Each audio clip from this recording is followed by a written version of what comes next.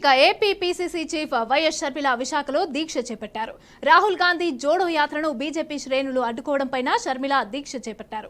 బాధ్యులపైన చర్యలు తీసుకోవాలని డిమాండ్ చేశారు. ప్రజాస్వామ్య దేశంలో పాదయాత్ర చేసుకునే హక్కు కూడా లేదా అని ప్రశ్నిస్తున్నారు వైఎస్ షర్మిల. ఇక బీజేపీ తీరుపైన మండిపడ్డారు.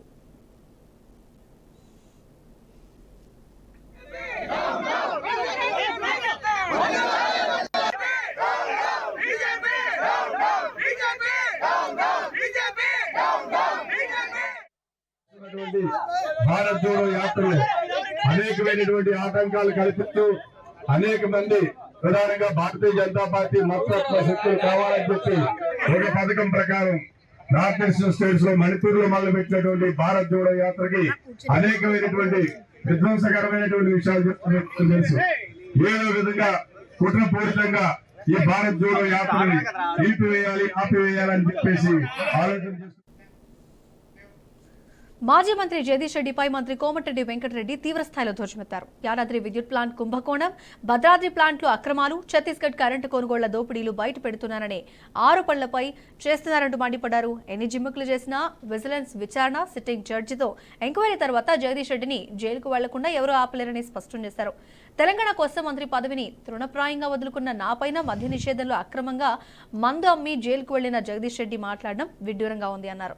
ప్రజలు నమస్తే పెడితే ఎక్కడ పని అడుగుతారో అని మొహం కిందకు వేసే అహంకారి వ్యక్తి నిత్యం ప్రజల్లో ఉండే నాపై ఆరోపణలు చేయడం హాస్యాస్పదంగా ఉందన్నారు.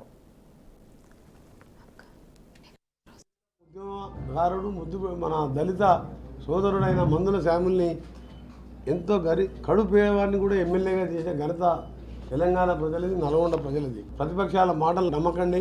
ఈ నెలకెళ్ళి కరెంటు బిల్లు కట్టొద్దని చెప్పి నేను ఒక ఎమ్మెల్యే అంటే ఆయన సొంతంగా ఎమ్మెల్యే, మాలాగా ప్రజలకెళ్ళి వచ్చిన ఎమ్మెల్యే కాదు, మేనేజ్మెంట్ కోటాలో వచ్చిన ఎమ్మెల్యే కేటీఆర్ గారు ఏమంటారు, కరెంటు బిల్లు కట్టొద్దని. మేము చేసిన అప్పీల్ ఏంది, 100 days అన్ని ఫుల్ఫిల్ చేస్తాం.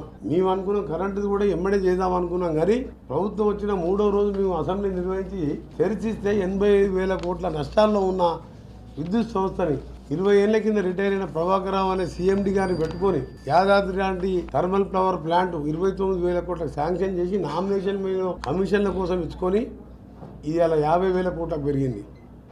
భద్రాద్రి థర్మల్ ప్లాంట్ అది పాత సబ్ క్రిటికల్ సిస్టంలో, యాదాద్రి భద్రాద్రి 2 కూడా అవుట్డేటెడ్ సిస్టంలో పిలిచిండు.